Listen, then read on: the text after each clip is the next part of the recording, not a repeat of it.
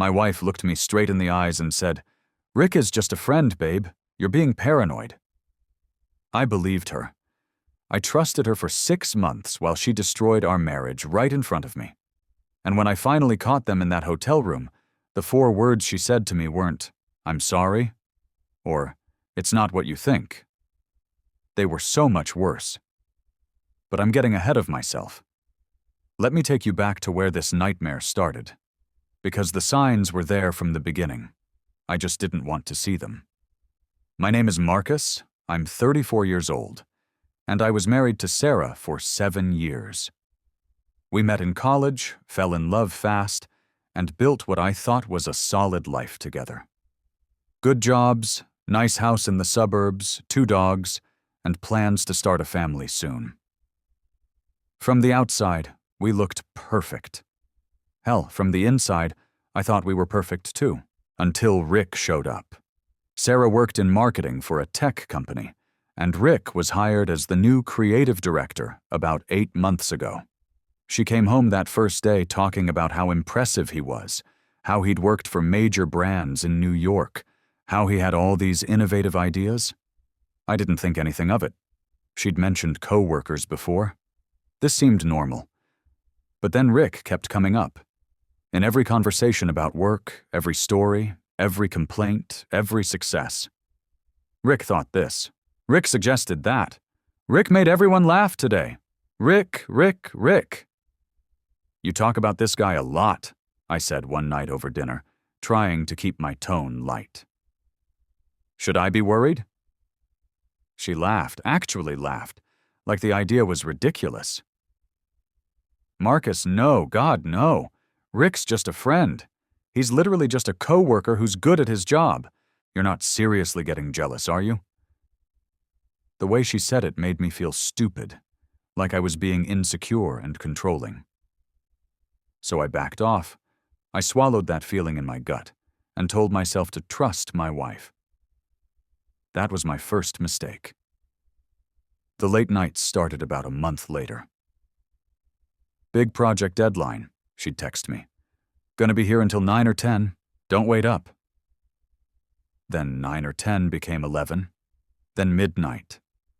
Then she'd just come home at 1 in the morning, exhausted, barely speaking, and collapse into bed. "This project is killing me," she'd say, and I'd rub her shoulders and tell her I was proud of how hard she was working, because that's what good husbands do, right? They support their wives' careers. They don't make everything about themselves. Then came the weekend work sessions. "Rick and I need to finish the presentation for Monday," she'd say Saturday morning. "We're meeting at that coffee shop downtown. I'll be back by 3. 3 became 6. 6 became 8. One Saturday, she didn't come home until almost 10 at night. "We just got so focused, the time got away from us," she explained. "You know how it is when you're in the zone." I didn't know, actually, because I'd never spent 12 hours at a coffee shop with a female coworker and lost track of time. But again, I pushed down that sick feeling and told myself I was being paranoid. Sarah wasn't a cheater. She'd never been a cheater. We were solid. That was my second mistake. The phone behavior changed next. Sarah had always been casual with her phone. Left it lying around, didn't care if I saw her texts, no passwords. But suddenly, her phone was face down on every surface. She started taking it with her to the bathroom, to the kitchen when she got water, even just to the other room, and it had a password now. A new one I didn't know. "Why'd you change your password?" I asked. "Oh, my company made us update security settings. Some new IT policy," she said without looking up. Maybe that was true, or maybe it wasn't. But I let it go. Because questioning your wife's phone password makes you that guy, the suspicious, controlling husband. And I wasn't that guy. That was my third mistake. Look, before we go further, if you're watching this and recognizing these signs in your own relationship, subscribe to this channel. I share real stories and real lessons about relationships, betrayal, and how to protect yourself from the pain I went through. Hit that subscribe button so you don't miss the next video. The physical distance started around month 4 of the Rick era. Sarah stopped initiating sex. When I initiated, she was tired, stressed, not in the mood, had a headache. Classic excuses, but I believed them because she really did seem stressed. She stopped cuddling on the couch during movies, stopped holding my hand, stopped with the little touches and kisses that had always been our thing. "Are we okay?" I finally asked one night. "Of course," she said, but she wouldn't look at me. "I'm just going through a lot at work. This project is really intense. Once it's over, things will go back to normal." So I waited. I gave her space. I was patient and understanding. That was my 4th mistake. Then came the weekend trip. Sarah told me her company was sending a team to a conference in Chicago. 2 nights, 3 days, all expenses paid.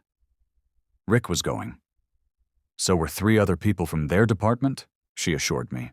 Team-building thing, important for her career. "I'll miss you," she said, kissing my cheek. "But it's just a few days." She left on a Thursday morning. Called me Thursday night from the hotel room. Her hotel room, she said, which she was sharing with another female co-worker. We talked for 10 minutes. She sounded normal, happy even. I felt better. Friday, I only got texts. "So busy, can't talk, miss you, love you." Fine. She was working. Saturday morning, nothing. Saturday afternoon, 1 text.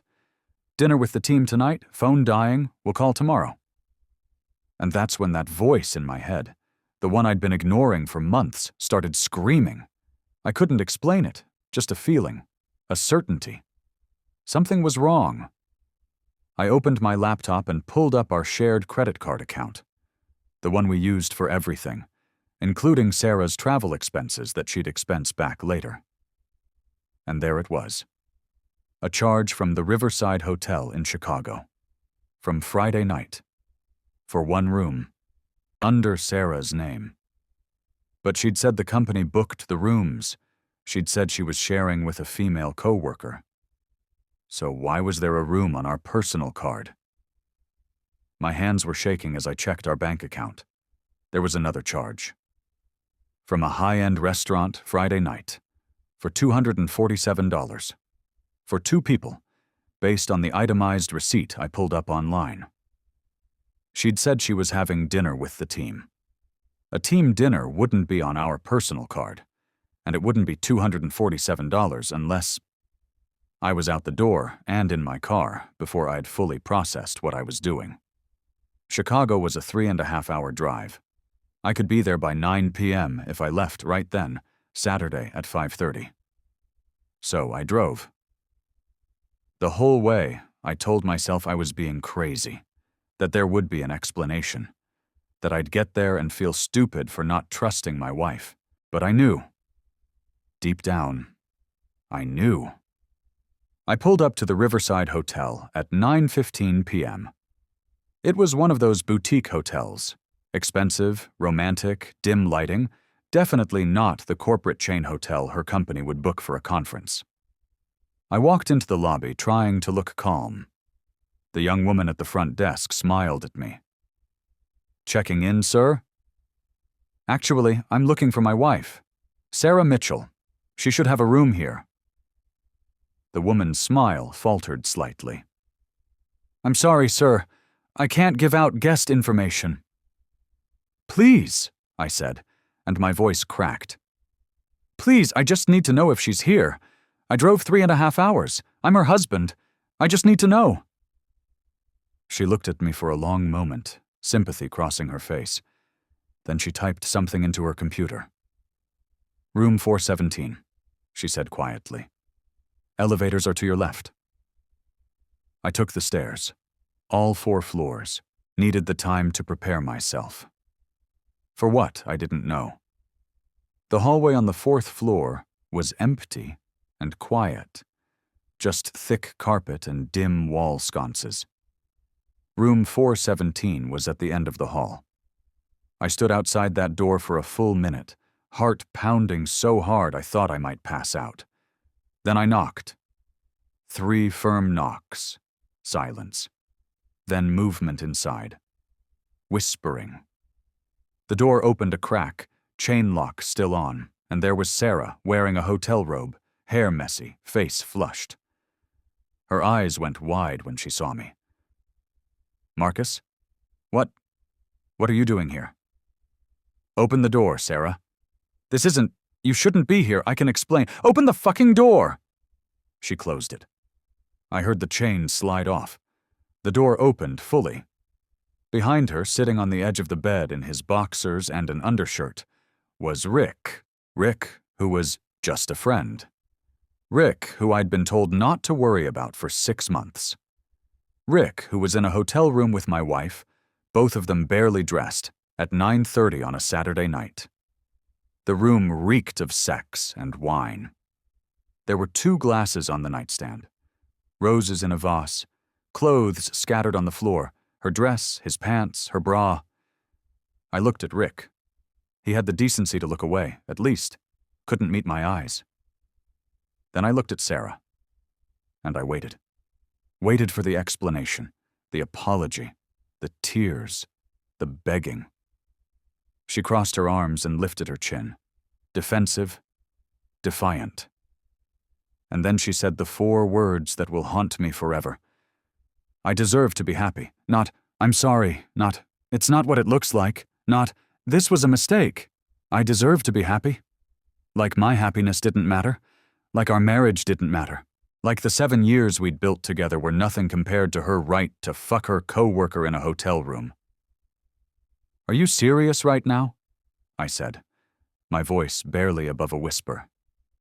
"You don't understand," she said. And now there were tears, but they felt fake, performative.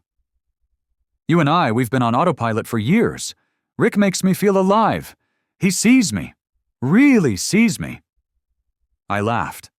I actually laughed, this bitter, broken sound I didn't recognize as coming from me. "How long?" I asked. She hesitated. "Marcus—" "How long, Sarah?" 3 months, she whispered. 3 months, a quarter of a year. 90 days of lying to my face, of sleeping in our bed after sleeping with him, of kissing me goodbye and telling me she loved me while planning her next hookup with Rick. Rick finally spoke. "Man, I'm sorry. We didn't mean for it to happen." I turned to him slowly. "Did you know she was married when this started?" He swallowed. "Yes." "Then get the fuck out of my sight before I do something I'll regret." He grabbed his pants, his shirt, his shoes, and was out the door in under a minute, not even fully dressed. Coward. Sarah and I stood there in that hotel room, the ruins of our marriage between us. "I want a divorce," I said. "Marcus, please, can we just talk about this?" "There's nothing to talk about. You made your choice. I deserve to be happy too, Sarah. And I can't be happy with someone who could do this to me." I turned and walked out. She didn't follow me. Didn't chase me down the hall or beg me to stay. That told me everything I needed to know. The drive home was a blur. I called my brother, told him everything, and he met me at my house at 2 a.m. We spent the rest of the night documenting everything. Screenshots of the credit card charges, text messages I'd saved where she mentioned Rick, everything. My brother's wife was a divorce attorney. By Monday morning, I had representation. Sarah came home Sunday afternoon. I'd already moved her stuff into the guest room. I handed her a bag with some essentials and told her she could get the rest later. "We can go to counseling," she tried. "We can work through this." "No," I said simply. "We can't, because I'll never trust you again. And without trust, there's nothing." The divorce took 4 months. It wasn't pretty. She tried to claim the affair didn't matter, that we'd grown apart naturally. She wanted half of everything, including the house my parents had helped us with the down payment for. She wanted spousal support even though she made almost as much as I did. My lawyer destroyed her, especially when we subpoenaed her work emails and found out that there was no conference in Chicago. There was no big project deadline. She and Rick had been using work as a cover for months of hookups. The company IT department provided evidence of personal emails sent during work hours, romantic messages, even photos they'd sent each other. When her company found out their creative director was having an affair with a married subordinate on company time, using company resources, Rick was fired within a week. Sarah was demoted and transferred to a different department. Her reputation at the company was destroyed. She ended up with 30% in the divorce because of the infidelity clause in our prenup. Yeah, we had one, thank God. I kept the house. I kept my retirement accounts. I kept my dignity. Rick and Sarah tried to make it work after everything fell apart. Last I heard through mutual friends, they dated for about 3 months post-divorce before he dumped her. Turns out the thrill of the affair didn't translate to a real relationship once there was nothing forbidden about it. Turns out he wasn't looking for a serious relationship. He just wanted the excitement of sleeping with a married woman. Sarah's last text to me, about 6 months after the divorce was finalized, said, "You were right. I'm sorry. I made a terrible mistake." I didn't respond. There was nothing to say. She didn't deserve my forgiveness, and I didn't need to give it for my own healing. Here's what I learned from this nightmare. First, trust your gut. Always. That sick feeling you get when something's off? That's your subconscious processing information your conscious mind doesn't want to accept. I ignored my instincts for 6 months because I didn't want to be that guy. It cost me my marriage and a year of my life. Second, the "just a friend" line is the biggest red flag in the world, especially when that friend consumes all of your partner's time, attention, and energy. Healthy friendships don't require secrecy, constant contact, and emotional distance from your partner. If your spouse is prioritizing a friend over you, it's not just a friendship. Third, when someone shows you who they are, believe them. Sarah showed me she was a liar, a cheater, someone who could look me in the eye and make me feel crazy for suspecting the truth. When she said, "I deserve to be happy," instead of apologizing, she showed me she was selfish and narcissistic. I believed her, and I walked away. Fourth, affair partners rarely end up together long term. The statistics are brutal. Less than 10% of relationships that start as affairs actually last. Why? Because they're built on lies, selfishness, and fantasy. Once reality sets in, the foundation crumbles. And finally, you will survive. I thought my world had ended that night in Chicago. I thought I'd never trust anyone again, never be happy again, never move on. But I did. I spent a year in therapy. I rebuilt my life.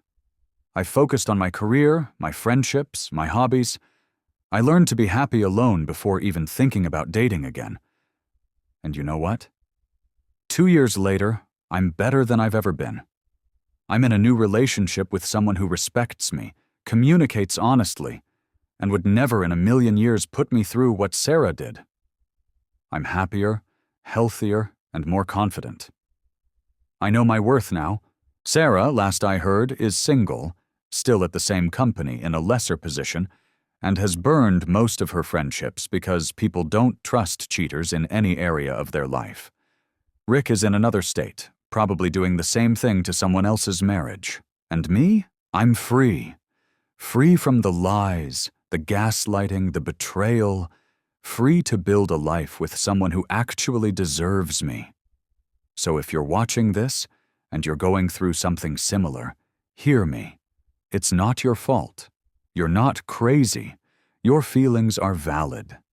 And you deserve better than someone who makes you question your own reality. If this story resonated with you, subscribe to the channel for more real-life stories about relationships, betrayal, and coming out stronger on the other side. Drop a comment and tell me. Have you ever ignored your gut feeling about something? What happened? Let's support each other in the comments. And remember, when someone tells you not to worry about their friend, start worrying. When they say, "I deserve to be happy," while destroying your life, believe them and walk away. You deserve to be happy too. And sometimes that means having the courage to leave. Thanks for watching. I'll see you in the next one.